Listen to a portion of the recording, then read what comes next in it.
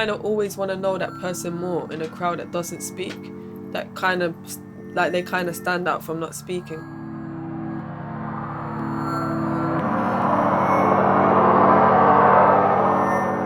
When you go to certain places, you can see who goes through what you're going through, because they're never the ones in the middle of the crowd.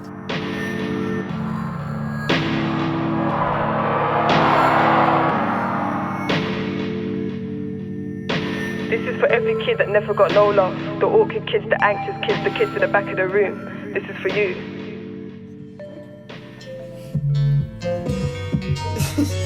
Why are you laughing?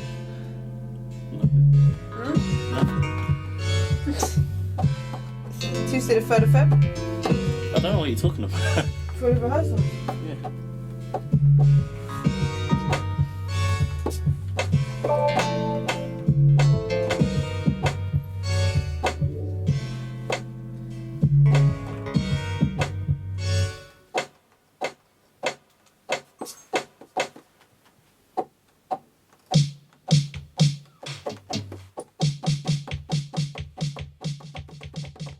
I grew up in a family of musicians. Like, my mum's a musician, reggae artist.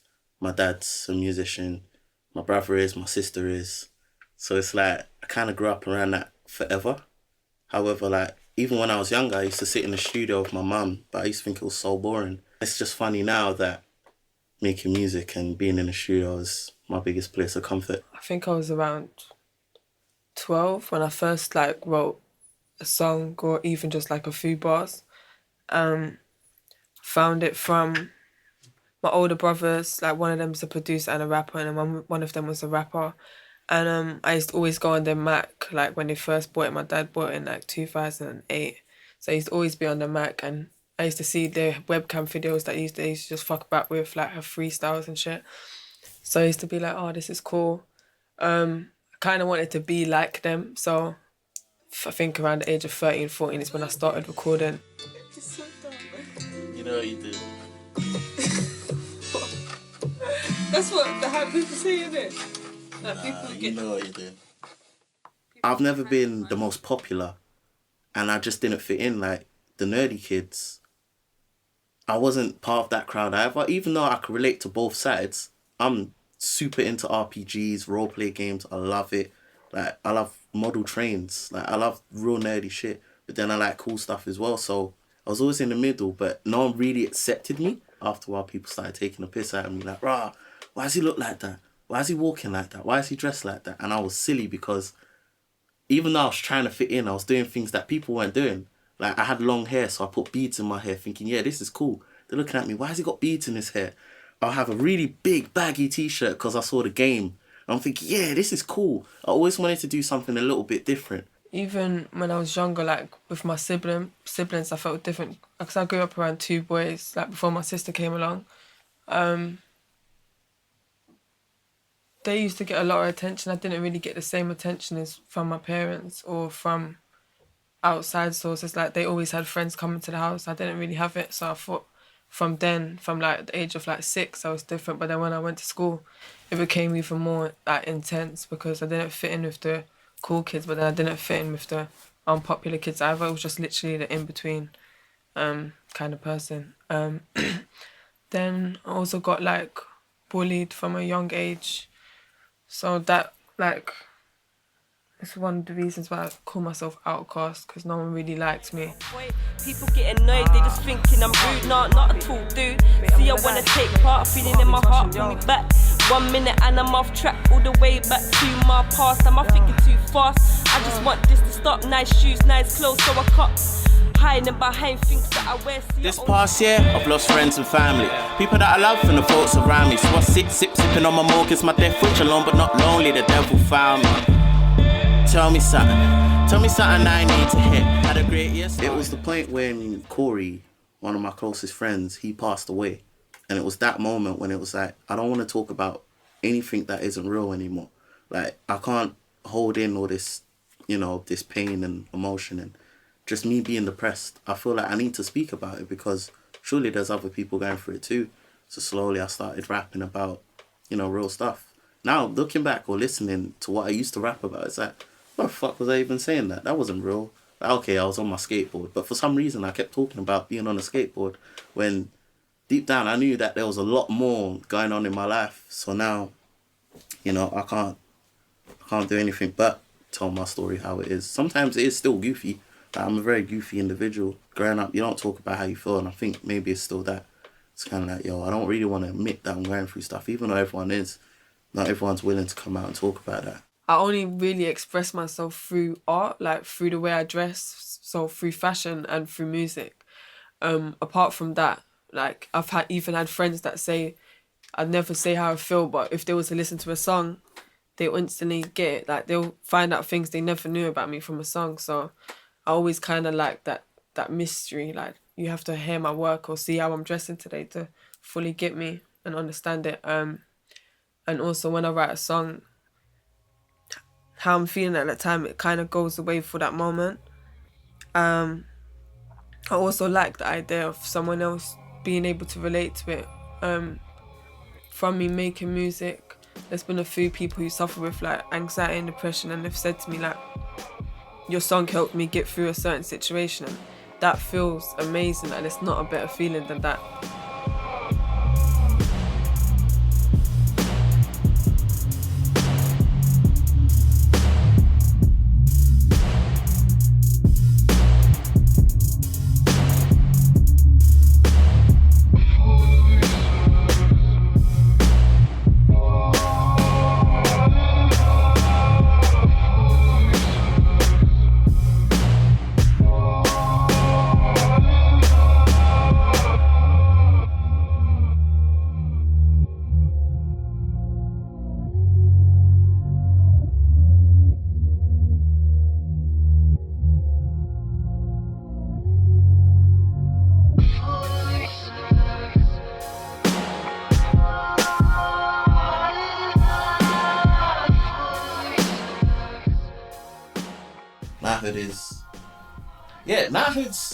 It's a good question actually.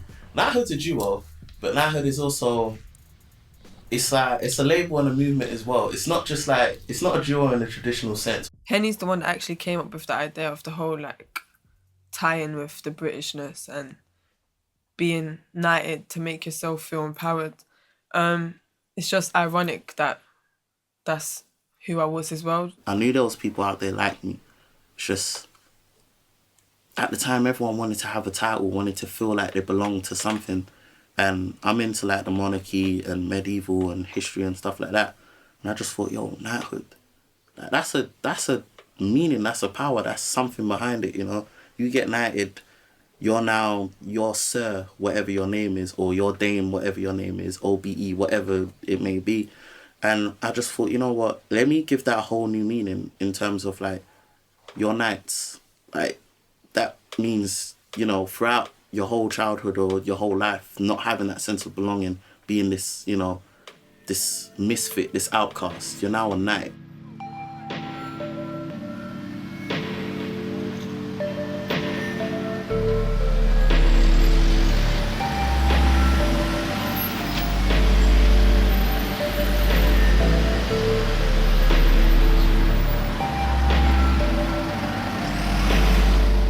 We don't want to be PC artists. Like, we, you know, obviously we're not going to be distasteful for the sake of being distasteful, but just have to be interesting. Sometimes you have to push boundaries, and with this video titled Baby, it just gives an insight into what it will be like with someone with an extreme mental health problem. I'm a big fan of Quentin Tarantino, and I love the way he tells stories as well, and that kind of inspired as well, because it's like, you know, it's just mad. Like his films are crazy, like Pulp Fiction. Like there's always something a bit twisted, like what? Yeah. And I still, you know, both of us, we still want the viewer to be entertained. We had issues maybe, both damaged deep inside like a stillborn baby, but the healing factor was I loved you then before and after. I recorded a song and then I went through like a crazy situation in the area. And then I heard the song back, like whilst I was going through that situation, I was like, wow, it actually correlates with exactly what I'm going through now. It's like I wrote it, knowing that it was going to happen. My brothers, I went to them and I said to them, I want to shoot a video, because I just needed to like distract myself from what was going on and just indulge in the art and just produce something out of this bad time that I was going through. Go get it, got to go, then you better go set it. They don't love me in my ends. Walking through and they're screwing me, feel like I'm newing, like they've never clocked my face. Who's that and who's this? Like I know they miss me. I could send for many man, but I ain't got many fans.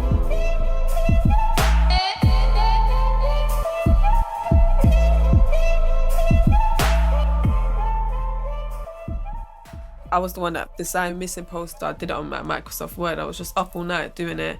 Not all night, but like for like an hour. I was doing it now. And then I was about to post it, and I said to someone, like, should I put a disclaimer? Everyone was like, yeah, put a disclaimer. I was like, all right, cool. So when I posted on Instagram, I first put the disclaimer of like for marketing purposes. And obviously I had the Metropolitan Police sign on the bottom, so it looked like legit official that I was missing, innit? Had it up for about an hour with the disclaimer. And then I realised like the comments that came in, like 5 comments came in within like the first 10 minutes of having it up, like, oh my God, I was so scared. Like, haha, it's just a joke kind of thing. And then I thought about it and I was like, people ain't gonna want to buy into this if they know it's promotion, but if they think it's real, they're gonna be posting it everywhere and it's gonna go big, and it's gonna help my campaign. So then I just literally took off the disclaimer. I was like, fuck it, cool. And then I just ran with it. So by the 3rd day, everyone was going crazy, like messaging me, Twitter. There was like 160 retweets on like the Missing Poster at one point. People are posting on Instagram, like sending prayers out to my family and all this crazy shit. And then, who was it that said to me? Someone said that, oh, you gotta put a disclaimer on. So by the 3rd day, I put it back on. And then I had the same thought again. I was like, nah, fuck it, took it off. And then I just ran it without the disclaimer, basically. And then when the video dropped, that's when all the comments just came in.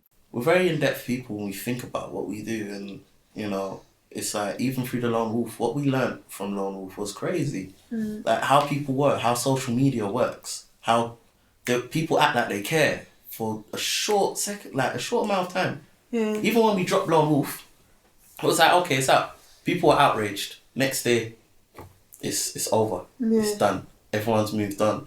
Like, it's mad. The current like technology at the moment is one of the main reasons that anxiety and depression is also on the rise with it, because there's been so many times I've been feeling depressed and shit, and then I wonder why, and I'm on Instagram daily, Twitter daily, and I'm just seeing people's like lives really. Some people are just doing so much shit, and then I'll think like, what the fuck am I doing? I'm not doing nothing. Why am I not doing nothing? Cool, yeah, fresh out a hat. Oh, yeah, he got the girls on lock.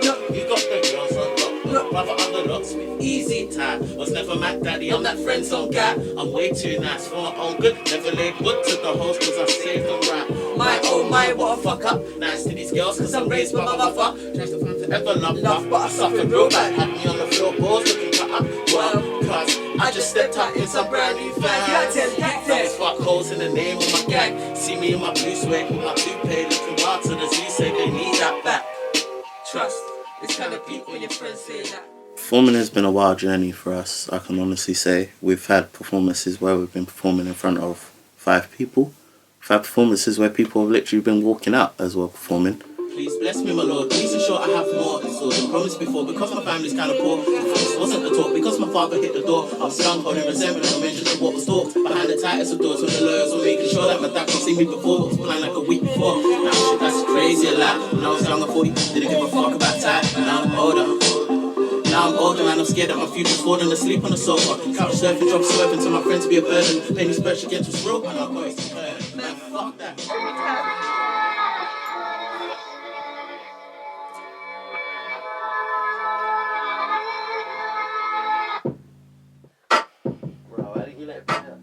How does the first verse start again? I'm not used to the love. The first verse.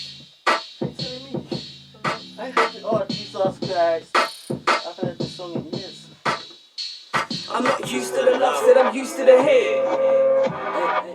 I'm not used to the love, said I'm used to the hate. I'm not used to the love, said I'm used to the hate. I'm not used to the love, said I'm used to the hate. I'm not used to the love, said I'm used to the hate. I'm not used to the love, said I'm used to the hate.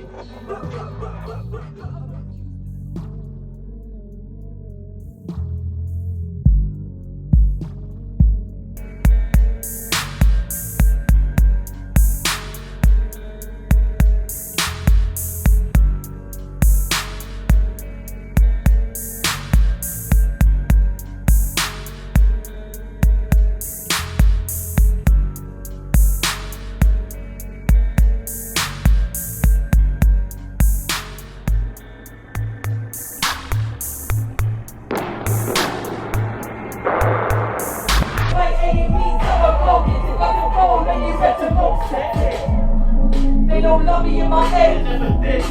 Walking through and it's screwing, moving like I'm doing. Like the never cut my face, who's that and who's this, like I know it. I could send for many man, but I ain't got many fans. We ain't got many fans. Why you don't like me, or did I take you wifey? I ain't in no with a hype chick. We live in a time where like everything's very artificial. So just be yourself. You have to be real with yourself, or you're gonna get lost in a world that you'll never be able to find yourself again. I feel like I'm on a journey of like self-love, but I think I always have that awkward like nature about me, not being able to like fit in within crowds, but I'm cool with that now, man. That gives you that mystery, and I like having that ambiguity around me.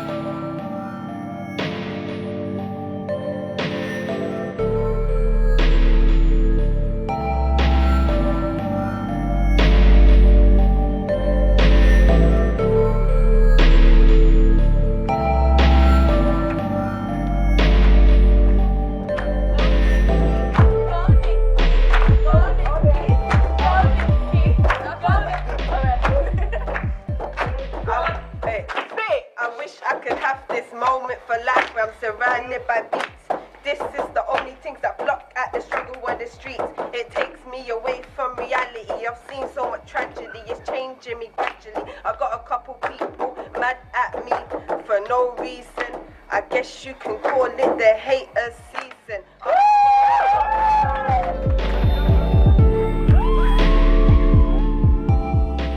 They call me Henny, but I'm really shy. But like the Henny, once I'm open, I can change the night. Dream, achieve and work hard, the famous fact. I said 3, I'll get it wrong, I failed my side. With my milk and 2 sugars float, couple bickies just for dippies and I'm good to go. Yeah, I'm more English than a pointy nose. Crooked teeth and uncooked meat, yeah, that's how we roll.